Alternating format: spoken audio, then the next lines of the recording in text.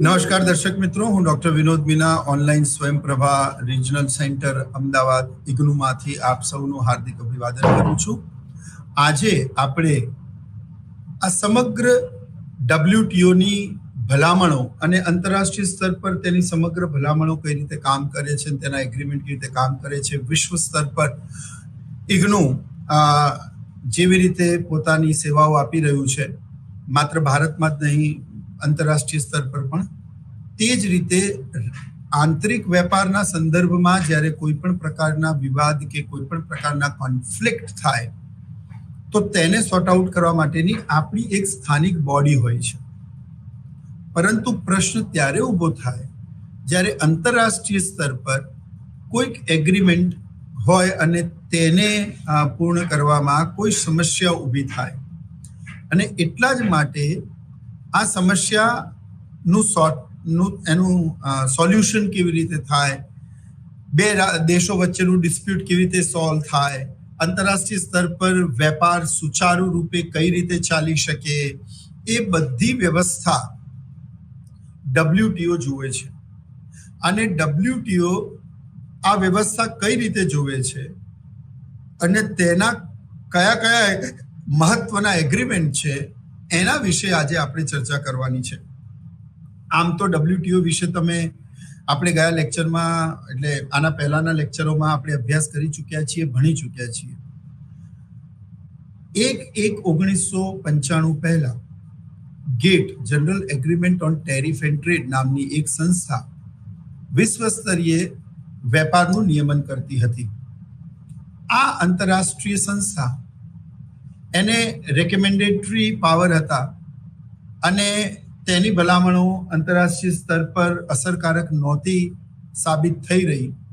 પરિણામે 1/1/1995 રોજ general agreement on trade and tariff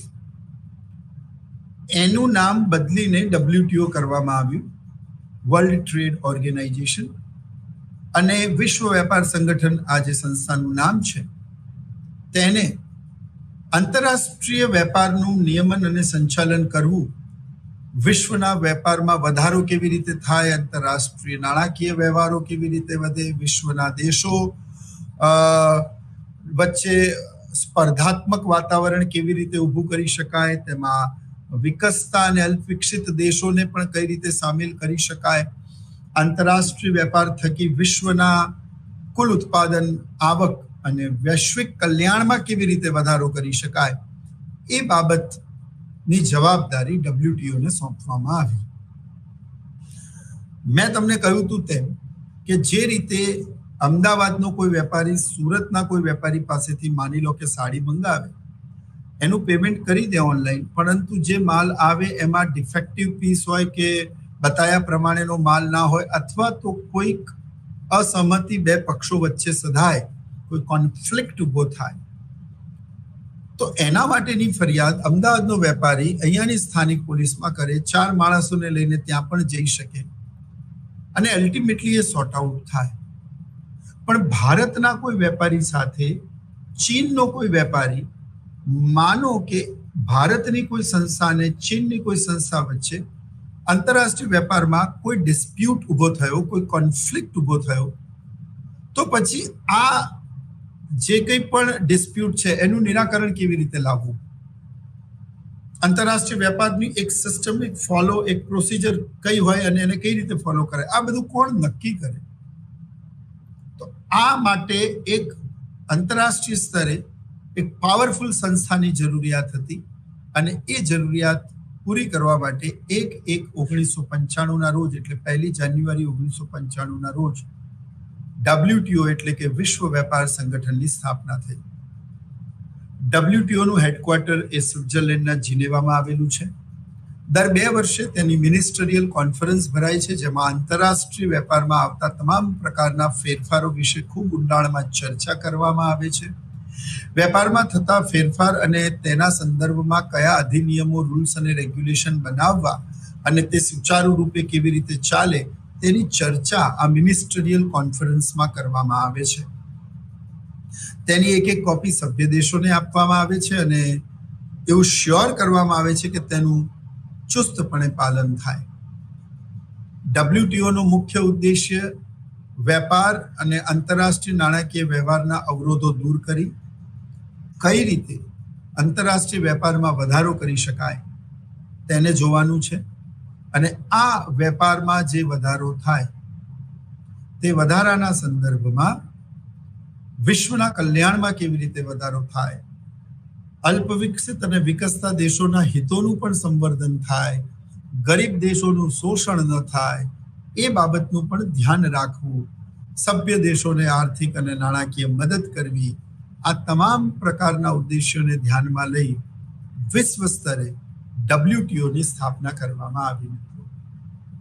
તો ખૂબ મજાનો આ ટોપિક છે અને એમાં આપણે જોઈ શકીએ છીએ કે એગ્રીમેન્ટ ઓફ WTO, હવે the Bretton Woods Conference, officially known as the United Nations Monetary and Financial Conference, was gathering of the delegation from 44 nations that met from the July 1st to 22, 1944 in the Bretton Woods of the USA. Three major creations of the conference were International Monetary Fund IMF, International Bank for Reconstruction and Development IBRD, popularly known as the World Bank, and International Trade Organization ITO. મિત્રો, 20મી સદી દુનિયામાં અમુક મહત્વપૂર્ણ ઐતિહાસિક ઘટનાઓ અને અકસ્માતો માટે સદૈવ યાદ રાખવામાં આવશે. અકસ્માતો એટલા માટે પણ કહું છું કારણ કે આમાંની ઘણી બધી ઘટનાઓ ઓચિંતા જ બની, જેનો વિશ્વને ક્યારે પણ કયાસ કે અંદાજ નહોતો. 1914 થી 1919માં થયેલું પ્રથમ વિશ્વયુદ્ધ, આ વિશ્વયુદ્ધના કારણે વિશ્વના દેશોનો એકબીજા ઉપરથી ભરોસો ઓછો થયો, વિશ્વના દેશોના આર્થિક વ્યવહારો ઘટ્યા, આંતરરાષ્ટ્રીય વેપાર ખોરવાયો, વિશ્વના દેશોની લેણદેણની તુલનામાં ખાદ ઊભી થઈ અને વિશ્વના દેશોનું જે આંતરમાળખું છે એ બિલકુલ ખોરવાઈ ગયું. હજી વિશ્વ આ પ્રથમ વિશ્વયુદ્ધની વિભીષિકામાંથી બહાર આવે તે પહેલા 1929માં અમેરિકાના નાસ્ડેકના વોલ સ્ટ્રીટ સ્થિત નાસ્ડેકમાં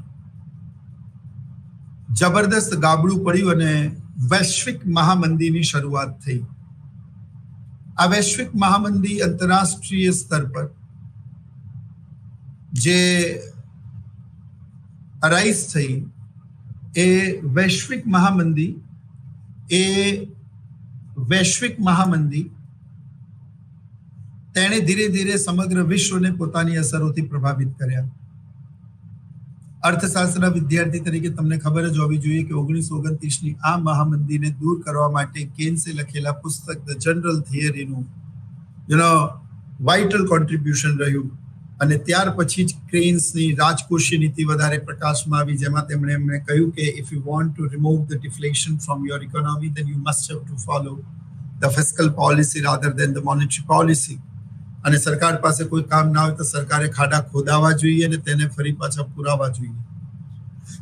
વૈશ્વિક મંદીમાં જ્યારે આ મહામંદી પરિણમી ત્યારે વિશ્વના દેશોમાં ઉત્પાદન ઘટી ગયું, રોજગારી ઘટી ગઈ, નાણાકીય વ્યવહારો ઘટી ગયા, આર્થિક વિકાસ ઘટી ગયો. વિશ્વના દેશોમાં આંતરરાષ્ટ્રીય સ્તર પર લેણદેણની તુલનામાં બહુ જ મોટી ખાદ્ય સર્જાઈ. હજી વિશ્વ આમાંથી બહાર નીકળે તે પહેલા જ 1931માં સુવર્ણ ધોરણનું પતન થયું. ગોલ્ડ સ્ટેન્ડર્ડની આ વ્યવસ્થાને માનવાથી યુરોપના બે અગ્રણી દેશો ઇંગ્લેન્ડ અને ફ્રાન્સે ના પાડી દીધી. પરિણામે મોનેટરી ક્રાઇસિસ એટલે કે નાણાકીય કટોકટી ઊભી થઈ અને આંતરરાષ્ટ્રીય વેપાર ખોરવાઈ ગયો. એક પછી એક બનેલી આ ઘટનાઓમાંથી વિશ્વના દેશો કઈ રીતે બહાર નીકળે એના ઉપર જ્યારે અસમંજસ અને મનોમંથન ચાલી રહેલું તેવામાં જ 1939માં એડોલ્ફ હિટલરે સમગ્ર વિશ્વને દ્વિતીય વિશ્વયુદ્ધની વિભીષિકામાં ઝોક્યું અને પછી શરૂ થયું દ્વિતીય વિશ્વયુદ્ધ, સેકન્ડ વર્લ્ડ વોર ઓર વર્લ્ડ વોર 2. મિત્રો, આ વિશ્વયુદ્ધ રમાયું તો યુરોપની ધરતી પર, પણ તેની ગૂંજ સમગ્ર વિશ્વમાં સંભળાઈ. આ વર્લ્ડ વોર, આ જે વિશ્વયુદ્ધ રચાયું અને એ વિશ્વયુદ્ધના કારણે વિશ્વના દેશોમાં જે તરલતા હતી તે ખોરવાઈ ગઈ. બધા જ દેશોનો વિકાસમાં અને રાષ્ટ્રીય અને માથાદીઠ આવકમાં ધરખમ ઘટાડો થયો. બધા જ દેશો પ્રત્યક્ષ કે પરોક્ષ રીતે આ યુદ્ધની વિભીષિકાથી પ્રભાવિત થયા. પરિણામે 20મી સદીમાં થયેલી એક પછી એક આ તમામ ઘટનાઓમાંથી બહાર નીકળવા અને યુદ્ધગ્રસ્ત અર્થતંત્રને સામાન્ય અર્થતંત્રમાં ફેરવવા, વિશ્વના દેશોની ગાડી ફરી પાટા પર લાવવા અને તેને પૂર્ણ ગતિએ સરપટ દોડાવવા માટે 1944માં અમેરિકાના હેમ્પશાયરના બ્રેટન વુડ્સ મુકામે 44 દેશો ભેગા થયા અને આ 44 દેશોએ આંતરરાષ્ટ્રીય સ્તર પર 3 આંતરરાષ્ટ્રીય સંસ્થાઓની સ્થાપના કરી, જેમનું મુખ્ય કાર્ય યુદ્ધમાં બરબાદ થઈ ગયેલા દેશોને પુનઃ બેઠા કરવા અને આંતરરાષ્ટ્રીય સ્તર પર નાણાકીય વ્યવહારો અને વેપારમાં વધારો થાય તેવા પ્રયત્નો કરવાનો હતો. જેમાં IMF આંતરરાષ્ટ્રીય નાણાં ભંડોળ, international monetary fund, then IBRD international bank four reconstruction and development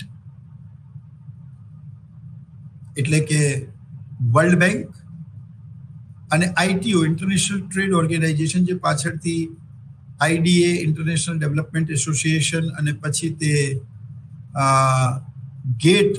તેમાંથી ગેટનો જન્મ થયો અને ગેટમાંથી પછી WTO 1/1995 રોજ સ્થાપિત થયું. IMF યુદ્ધમાં બરબાદ થઈ ગયેલા દેશો અને આર્થિક વિકાસ માટે પ્રયત્નશીલ એવા ગરીબ અને વિકસતા દેશોને ટૂંકા ગાળા માટે 1 થી 5 વર્ષ માટેની લોન આપે છે, જ્યારે વિશ્વ બેંક વિશ્વના દેશોને એ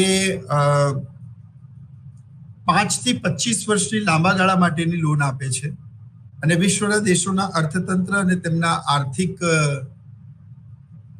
જે સ્તર છે એમાં વધારો કઈ રીતે કરી શકાય, ઉત્પાદન કઈ રીતે વધારી શકાય, રોજગારીમાં કઈ રીતે વધારો થઈ શકે, આંતરરાષ્ટ્રીય વેપાર કઈ રીતે વધે, વિશ્વના દેશોની રાષ્ટ્રીય અને માથાદીઠ આવક કઈ રીતે વધે, સભ્ય દેશોમાં ઉત્પાદન રોજગારી વધી લોકોનું જીવન ધોરણ કેવી રીતે અપલિફ્ટ થાય, આંતરરાષ્ટ્રીય વેપારના લાભો વિશ્વ અને સભ્ય દેશો વચ્ચે કેવી રીતે ફેલાય અને વિશ્વના દેશોના કલ્યાણ અને કુલ આવકમાં કેવી રીતે વધારો થાય, એ માટે આ 3 સંસ્થાઓની સ્થાપના થઈ. જેમાં ત્રીજી સંસ્થા ITO ઇન્ટરનેશનલ ટ્રેડ ઓર્ગેનાઇઝેશનમાંથી IDA અને IDA પરથી international development organization, international development ઓર્ગેનાઇઝેશનમાંથી પછી GATT general agreement on tariff, trade and tariff, એમાંથી 1/1995માં WTO નો જન્મ થયો, વર્લ્ડ ટ્રેડ ઓર્ગેનાઇઝેશન, જેનું મુખ્ય મથક જીનેવા સ્વિટ્ઝરલેન્ડમાં આવેલું છે. હવે આમાં WTO ના જે મુખ્ય ઉદ્દેશ્યો છે એ આપણે ભણી લઈએ. Implement the new world trade system as visualized in the agreement. વૈશ્વિક સ્તર પર એક નવું આંતરરાષ્ટ્રીય વેપાર સિસ્ટમ, જેના પર આંતરરાષ્ટ્રીય વેપાર કેવી રીતે થાય એની માટેની એક સિસ્ટમ, એક પ્રોસિજર ઊભી કરવી. આ બહુ અઘરું કામ હતું, કારણ કે 20મી સદીમાં થયેલા 2 વિશ્વયુદ્ધના કારણે દુનિયાના દેશોને હવે એકબીજા ઉપર એટલો ભરોસો નહોતો રહ્યો. એવામાં દુનિયાના દેશો કેવી રીતે આગળ વધી શકે, એ લોકોનો સહકાર એકબીજા સાથે કેવી રીતે રહે, એ લોકો એકબીજા ઉપર વિશ્વાસ કેવી રીતે મૂકે, વેપારના પ્રતિબંધો જે એકબીજા ઉપર લાદેલા છે, જેમ કે અત્યારે રશિયા અને યુક્રેન વચ્ચે વોર ચાલવાના કારણે વિશ્વના ઘણા બધા દેશોએ રશિયા ઉપર આર્થિક પ્રતિબંધો લાદેલા છે. તો આંતરરાષ્ટ્રીય સ્તર પર દ્વિતીય વિશ્વયુદ્ધ પછી પણ આ પ્રકારની પરિસ્થિતિ હતી. ઘણા બધા દેશો એ એકબીજા સામે પ્રતિબંધ મૂકેલા. એવામાં એ પ્રતિબંધો દૂર કરી બંને દેશોને એક જ મંચ ઉપર લાવી એ દેશો વચ્ચે એવું સામંજસ્ય બાંધવું કે જેમાં એ લોકો એકબીજા સાથેના નાણાકીય વ્યવહારો કરે, આર્થિક વ્યવહારો કરે, એકબીજા સાથે વસ્તુઓની આપ-લે કરે, જેમાં શ્રમથી લઈને સેવાઓ અને વસ્તુઓની પણ આપ-લે સામેલ હોય અને તેનાથી વૈશ્વિક કલ્યાણમાં વધારો થાય. આ એક વાતાવરણ ઊભું કરવું એ એકદમ સરળ તો નહોતું. જોકે ઉરુગ્વે અને ડંકલ પ્રસ્તાવ પછી ગેટે એમાં ઘણી પ્રશંસનીય કામગીરી કરી, પરંતુ WTOની સ્થાપના માટેનું એક પ્રોવિઝન એ હતું કે WTOને સીધી રીતે વર્લ્ડ બેંક અને IMF સિવાયની ઘણી બધી આંતરરાષ્ટ્રીય નાણાકીય સંસ્થાઓ સાથે સીધી જોડી દેવામાં આવી અને વૈશ્વિક સ્તર પર સભ્ય દેશોને એવું પ્રેશર બનાવવામાં આવ્યું કે જો કોઈ DSB ડિસ્પ્યુટ સેટલમેન્ટ બોડી પાસે પોતાનો કોન્ફ્લિક્ટ, પોતાનો ડિસ્પ્યુટ લઈને બે દેશો જાય તો WTO જે નિર્ણય આપે એ બંને દેશોને બંધન કરતા અને માન્ય કરતા રહેશે. એક જ્યુરી હોય જે વિશ્વના તમામ સભ્ય દેશોએ WTOના એમણે રચેલી હોય અને એમનું પ્રતિનિધિત્વ કરતી હોય એવી બોડી જે નિર્ણય આપે એ તમારે માનવું પડે, એ તમને ગ્રાહ્ય હોય, એ તમને બાધ્ય હોય. અને એ નિર્ણય જો ન માનો તો આંતરરાષ્ટ્રીય સંસ્થા એવી વર્લ્ડ બેંક, IMF એ તમારા ઉપર આર્થિક પ્રતિબંધો લાદે, તમને ગ્રે લિસ્ટમાં નાખે અને તમે WTOની ભલામણો કેમ ના માંગી એનું સ્પષ્ટીકરણ પણ માંગી શકે. તો WTOનું આંતરરાષ્ટ્રીય સ્તર પર ન કેવલ કદ વધ્યું પણ એનું પાવર પણ, એની ભલામણો નું દબાણ પણ વૈશ્વિક સ્તર પર દરેક દેશો ઉપર વધ્યું. તો આંતરરાષ્ટ્રીય સ્તર પર દરેક દેશોની વચ્ચે જે વિશ્વ યુદ્ધમાંથી પસાર થયા છે, રાજનૈતિક અને ભૌગોલિક વૈવિધ્યતા ધરાવે છે અને ઘણી જગ્યાએ વિરોધાભાસ પણ છે. બીકોઝ એક જગ્યાએ સોશિયલિઝમ છે, એક જગ્યાએ કેપિટલિઝમ છે, એક જગ્યાએ મિક્સ ઇકોનોમી છે, ક્યાંક ડિક્ટેટરશિપ છે, ક્યાંક ફ્રી લેઝસ ફેર ડેમોક્રેટિક સિસ્ટમ છે. તો આ બધા જ કોન્ફ્લિક્ટની વચ્ચે બધા દેશો વચ્ચે એવું સામંજસ્ય જાળવવું કે જેમાં એ લોકો એક મંચ પર આવીને આ પ્રકારના નાણાકીય વ્યવહારો કરે એ સરળ તો નહોતું જ. પણ એમાં WTO પહેલા પણ ગેટે અને ITOએ ખૂબ સરસ અને પ્રશંસનીય કામગીરી કરી છે. બીજું છે promote world trade in the manner that benefits every country.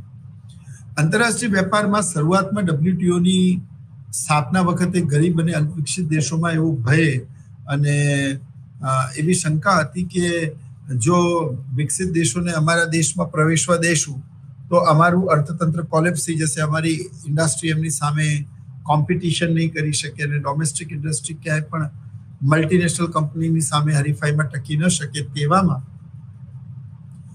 આંતરરાષ્ટ્રીય વેપારની તમામ ભલામણો WTOની માનવામાં અમને ન કેવલ નુકસાન છે પણ ભય પણ છે.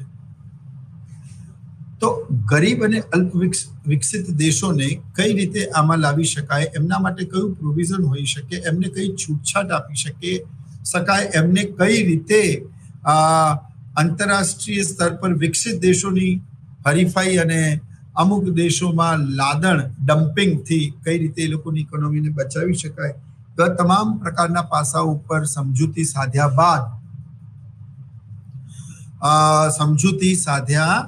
બાદ કઈ રીતે આમાં વધારો કરી શકાય એના વિશે ચર્ચા કરવી એનું મુખ્ય ઉદ્દેશ્ય છે.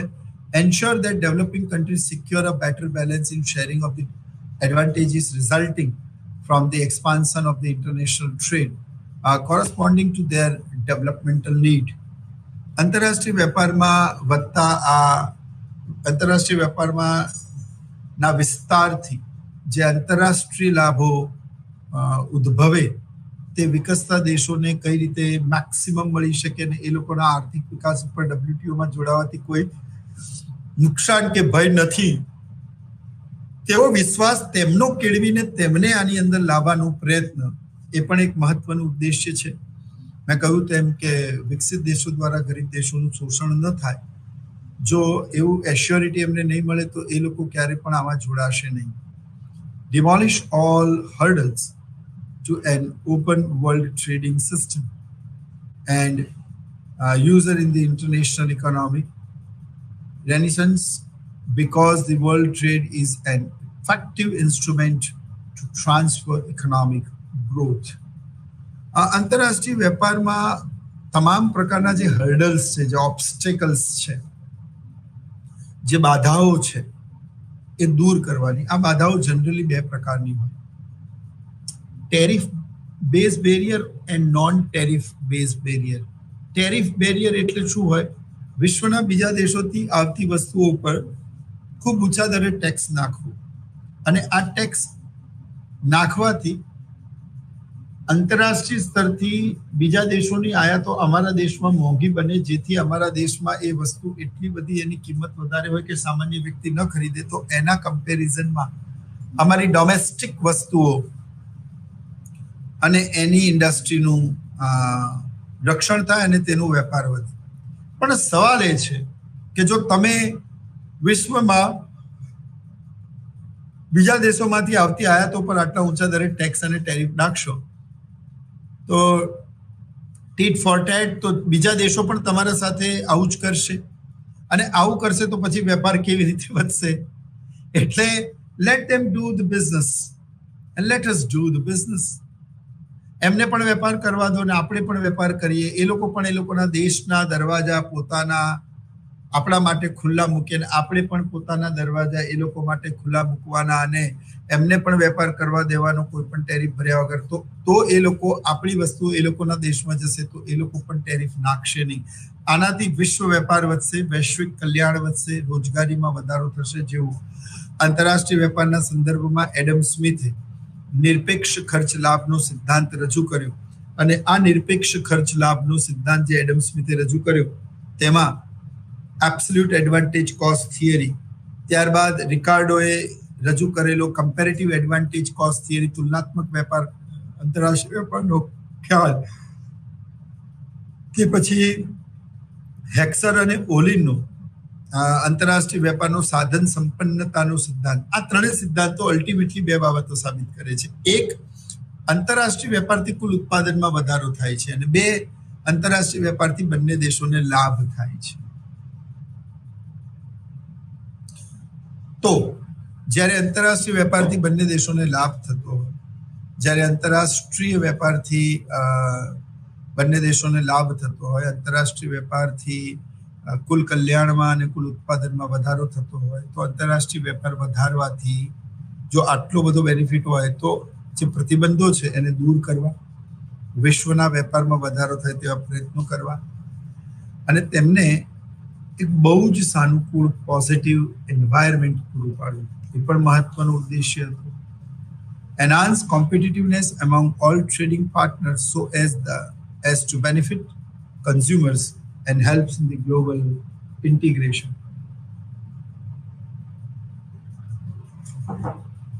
આનો મતલબ શું છે? જો મિત્રો,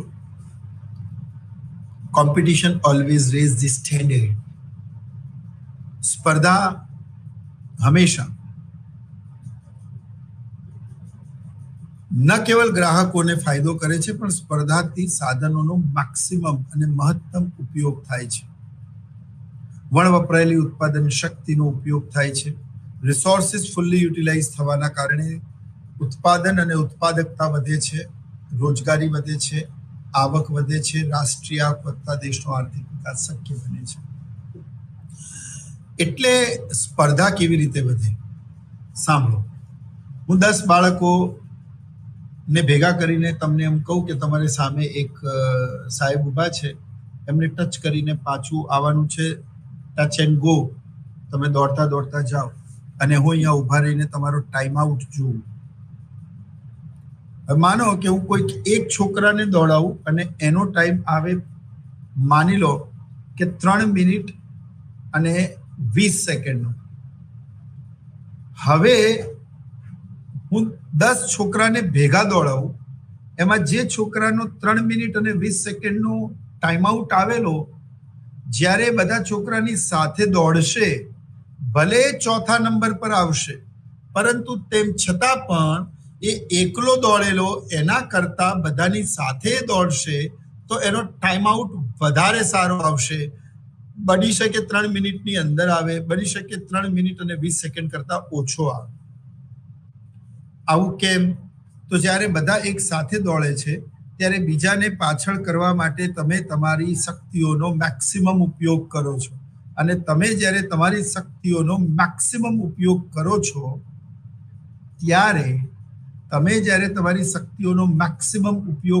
છો ત્યારે મેક્સિમમ યુટિલાઇઝેશન શક્ય બને છે.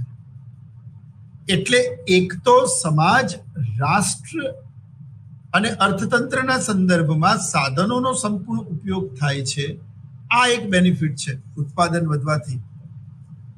એનો કાર્યક્ષમ ઉપયોગ, efficient use of the resources become possible with the increasing of the competition. કારણ કે જ્યાં સ્પર્ધા ના હોય ત્યાં હંમેશા સંતોષનો ભાવ હોય.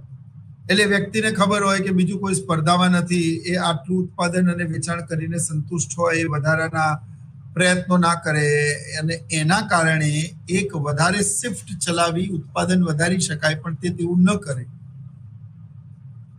કારણ કે સ્પર્ધાના અભાવના કારણે તે આમ પણ અસામાન્ય નફો કમાતો હોય, એટલે એને વધારે કમાવામાં રસ ના હોય, સાધનો વણ વપરાયેલા રહે, અને એ સંદર્ભમાં ઉત્પાદન અને રોજગારી પણ ઓછી રહે.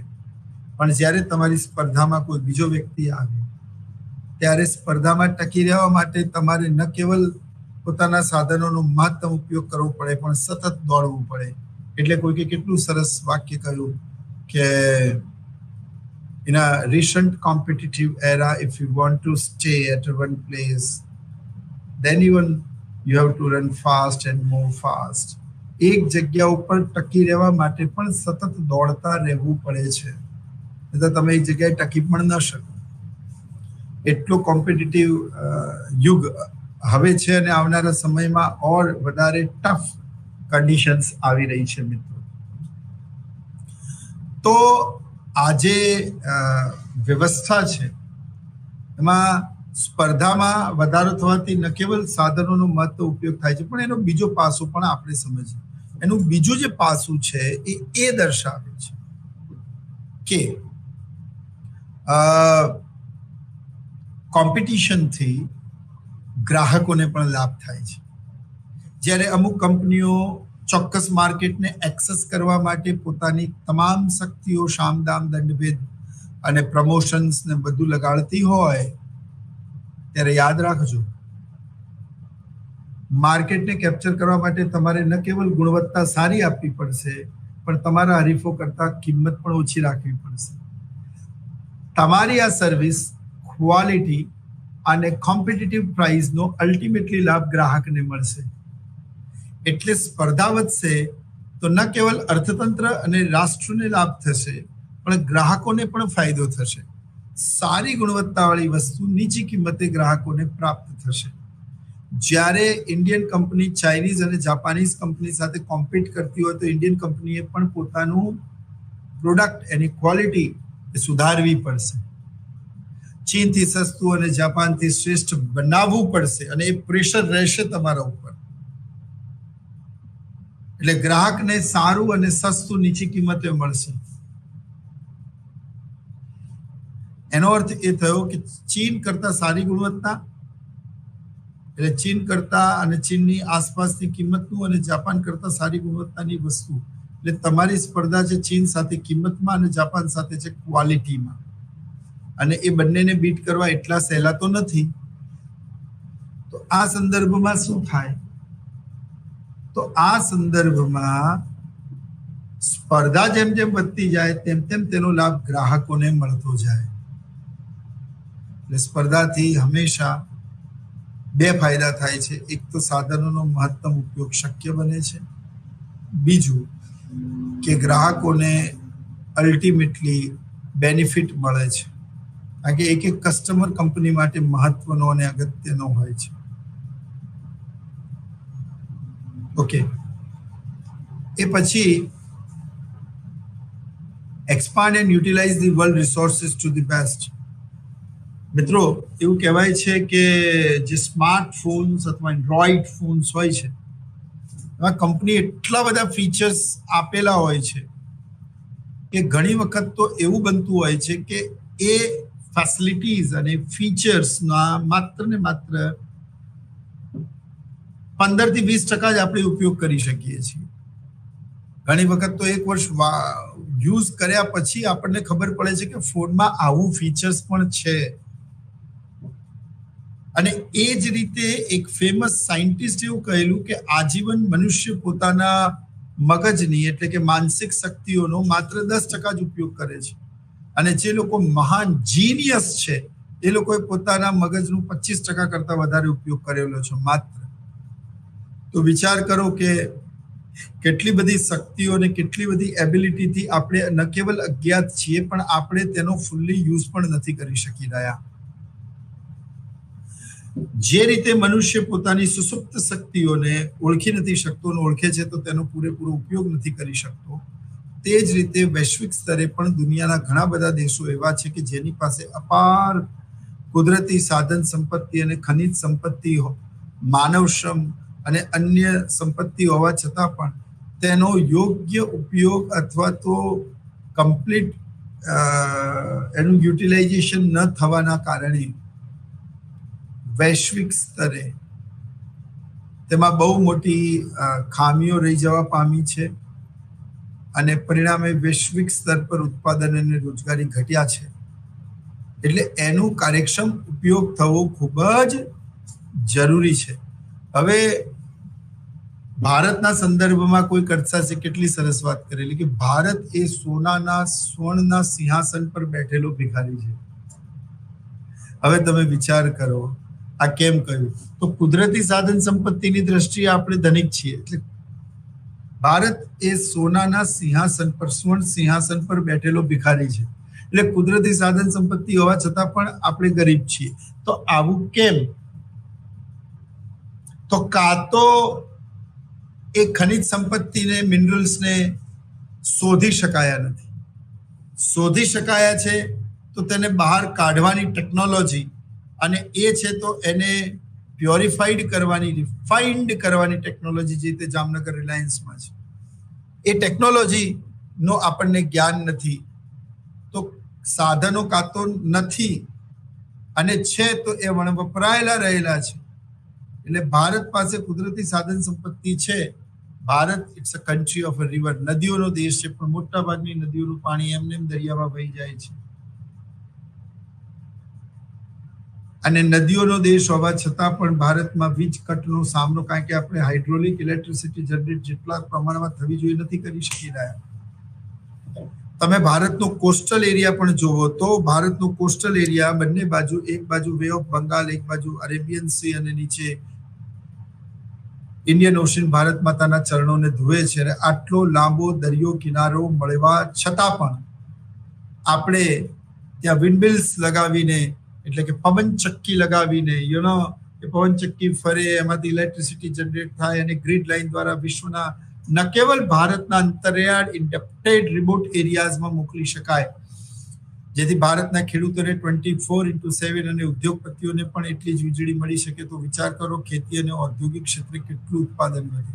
અને એ તમામ વધારાની વીજળીને બાંગ્લાદેશ, બર્મા, શ્રીલંકા જેવા દેશોને એક્સપોર્ટ પણ કરી શકાય અને તેનાથી અઢળક રૂપિયા કમાવી શકાય.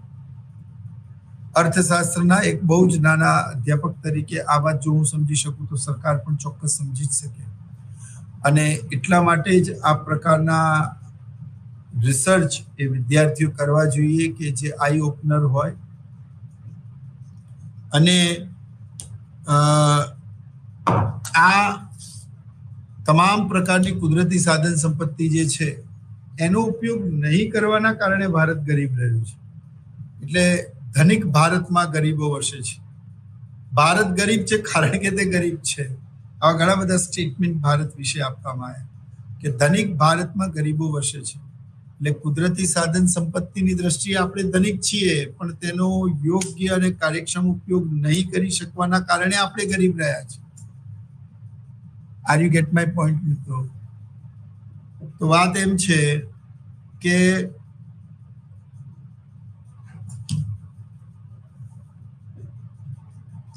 કુદરતી સાધન સંપત્તિનો યોગ્ય ઉપયોગ ન થવાના લીધે ભારત ગરીબ રહ્યું છે. અને આ ગરીબીમાં આ ગરીબીને જો દૂર કરવી હોય તો સાધનોનો કાર્યક્ષમ ઉપયોગ થવો જોઈએ. હવે આ વાત જે મેં તમને ભારતના સંદર્ભમાં સમજાવી, એવા વિશ્વના તમામ દેશોના સંદર્ભમાં એમને પણ લાગુ પડે છે. અને એમને લાગુ પડે છે એનો અર્થ એવો થાય કે વૈશ્વિક સ્તર પર સંસાધનો પણ વપરાયેલા છે, અને આ સંસાધનોનો મહત્તમ ઉપયોગ કરવામાં આવે તો ન કેવળ માર્કેટ એક્સેસ વધે, ઉત્પાદન વધે, રોજગારી વધે, આવક વધે, રાષ્ટ્રીય આવક વધે, માથાદીઠ આવક વધતા વિશ્વના દેશોની રાષ્ટ્રીય આવક વધતા આર્થિક વિકાસનો દર વધે, ઔદ્યોગિક ક્ષેત્રે હરણફાળ ભરાય, વૈશ્વિક કલ્યાણમાં વધારો થાય અને વિશ્વના દેશોને આમાંથી લાભ થાય. એમની વિશ્વના દેશો વચ્ચે યોગ્ય વહેંચણી કરવી એ WTOનું કામ છે, અને તેના માટેનું યોગ્ય વાતાવરણ આપવું એ એની ફરજ છે. તો એ એક મહત્વનો ઉદ્દેશ્ય છે. અને છેલ્લું, improve the level of the living of the global population and speed up the economic development of the member nation. Speed up એટલે તેની ગતિમાં વધારો કરવો, આર્થિક વિકાસના દરમાં સભ્ય દેશો જે છે એ સભ્ય દેશોના આર્થિક વિકાસના દરમાં વધારો કરવો. ઉપરાંત એવું પણ કહેવામાં આવ્યું કે improve the level of the living of the global population. જે વૈશ્વિક સ્તર પર જનસંખ્યા છે, જે લગભગ 850 કરોડને પાર થઈ ગઈ છે, જેમાં ભારત વિશ્વમાં જો કે સેન્સેક્સ તો નથી આવ્યો, પણ એવું કહેવાય છે કે 800 કરોડની જનસંખ્યામાં સૌથી વધારે વસ્તી ધરાવતા દેશોમાં પ્રથમ ભારત, પછી ચીન, બ્રાઝિલ, ઇન્ડોનેશિયા જેવા ઘણા બધા દેશો છે. પરંતુ સવાલ માત્ર એ છે કે આંતરરાષ્ટ્રીય સ્તર પર ગરીબ દેશોના લોકોનું જીવન ધોરણ કઈ રીતે સુધારી શકાય, એ સ્ટેન્ડર્ડ ઓફ લિવિંગમાં કેવી રીતે વધારો કરી શકાય. વિશ્વના તમામ દેશના લોકો, ખાસ કરીને Somalia, Zambia, Zimbabwe, Nigeria, Kenya, Peru, Uruguay, આ બધા જે ખૂબ જ અત્યંત ગરીબ દેશો છે, અફઘાનિસ્તાન, પાકિસ્તાન, બર્મા, આવા ગરીબ દેશોમાં કેવી રીતે ઉત્પાદન વધારી શકાય, કેવી રીતે રોજગારી વધારી શકાય, એની તમામ પ્રકારની માહિતી, એનો તમામ પ્રકાર નું વાતાવરણ સભ્ય દેશો સુધી પહોંચાડવું અને તેમને ઉત્સાહિત કરવા, તેમને પ્રોત્સાહિત કરવા, તેમને બેક કરવા કે તેઓ આ તમામ પ્રકારના ઉદ્દેશ્યો અને તેના નીતિ નિયમોને ફોલો કરે, જેથી વિશ્વ સ્તર પર આંતરરાષ્ટ્રીય વેપાર સુચારુ રૂપે ચાલી શકે. મિત્રો, તો આ હવે improve of level of living એનો મતલબ એ સારો ખોરાક મેળવતો હોય, ચોખ્ખા પીવાનું પાણી હોય, એની પાસે એક વ્હીકલ હોય, એક નાનકડી જોબ હોય અને ઓવરઓલ બહુ સેટિસ્ફાઈડ રહેતો હોય, તો improve the level of living for the global population and speed up economic development in the members nations.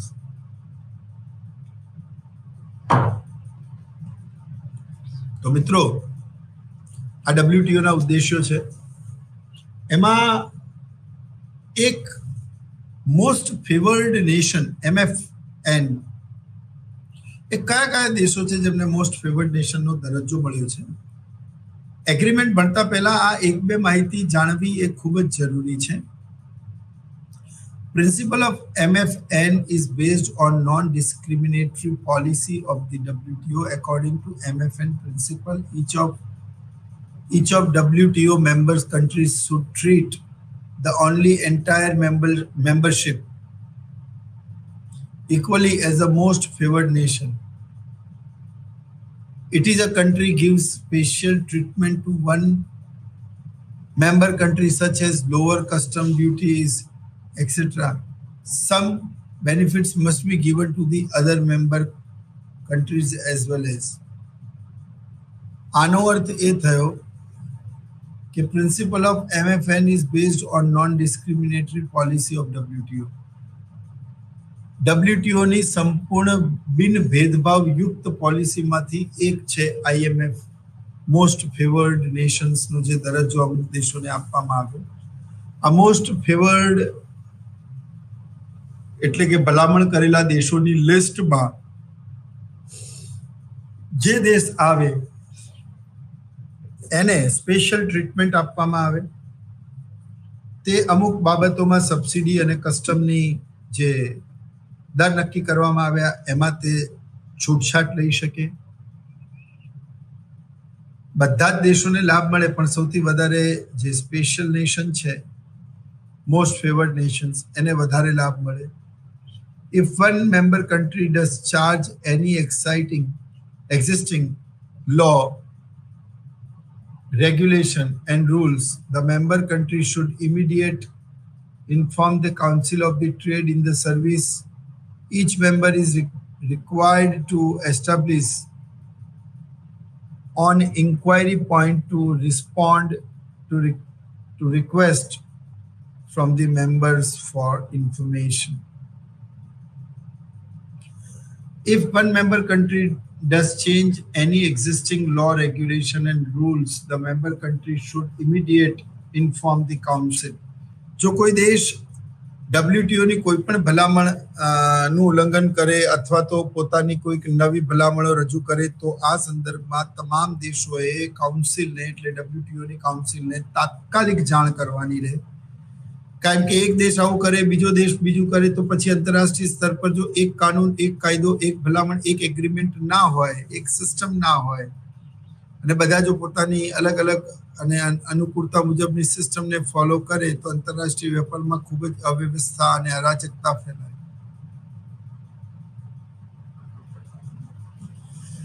અને એટલા જ માટે આખા સિસ્ટમને એમાં એકરૂપતા જાળવવી ખૂબ જ જરૂરી છે મિત્રો.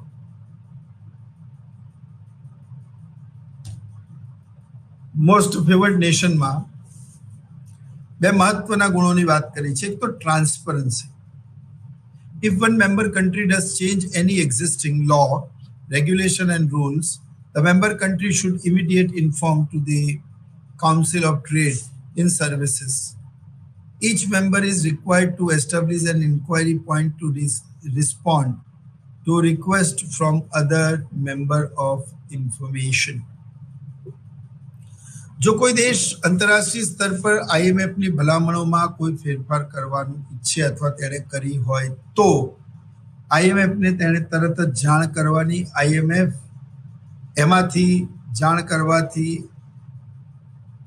થોડા ઘણા એમાઉન્ટમાં તમને આર્થિક મદદ પણ કરશે અને ન કેવલ એ બજારની માહિતી હશે પરંતુ એનાથી વિદ્યાર્થીઓની આકૃતિ ડ્રો કરવાની જે એબિલિટી છે એ પણ ડેવલપ થાય. એટલે તેમને તેમ કરવા દેવું જોઈએ. એટલે માર્કેટ એક્સેસ કેવી રીતે થાય, ફોરેન બેંક કેવી રીતે આવે, FDI કેવી રીતે આવે, FII કેવી રીતે વધે આપણા દેશમાં, તમામ પ્રકારની બાબતોને જોવું એ ઇન્ટરનેશનલ ટ્રેડ ન કેવલ કારણો યાદ રાખો. એટલે કે આમાં કહેવાના મતલબ એમ છે કે તમારે માત્ર ટ્રાન્સપરન્સી અને માર્કેટ એક્સેસના બેઝ ઉપર જ નહીં પરંતુ એના બીજા પાસાઓ પણ સમજવાના.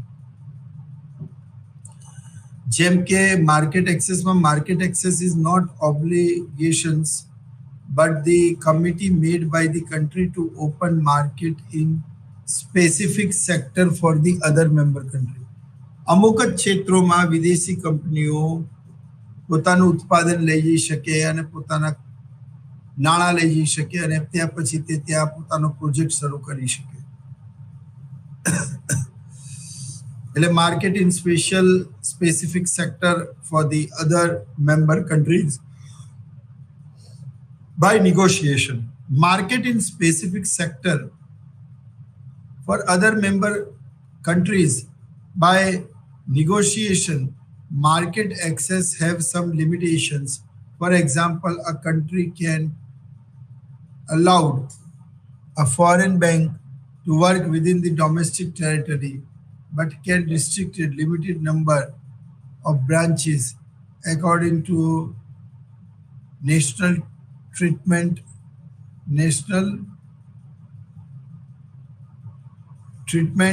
principle. આનો સંદર્ભ શું છે એ પણ સમજી લો. મિત્રો, જે ગરીબ દેશો છે એમની સાથે વાર્તાલાપ કરવી, ડાયલોગ કરવું, નિગોશિએશન કરવું, એ લોકોને સમજાવવા આંતરરાષ્ટ્રીય વેપારથી તેમને લાભ છે જ, ગેરલાભ નથી. જ્યાં સુધી તેમના મગજમાં આ નહીં નાખવામાં આવે ત્યાં સુધી ગરીબ અને વિકસતા દેશો ક્યારે પણ WTOના સભ્યો બનશે નહીં. અને જો તે WTOના સભ્યો ના બને મિત્રો, તો પછી આ સમગ્ર ભલામણ અને આ સમગ્ર WTOની જે કવાયત છે એ અધૂરી રહે. નેક્સ્ટ લેક્ચરથી આપણે જે એગ્રીમેન્ટ થયા, જેમાં trade in agriculture, domestic support, green box, amber box અને બ્લુ બોક્સ, એ જ રીતે એક્સપોર્ટ સબસિડી શું છે, માર્કેટ એક્સેસ શું છે, trade related investment measures, TRIMs, trade related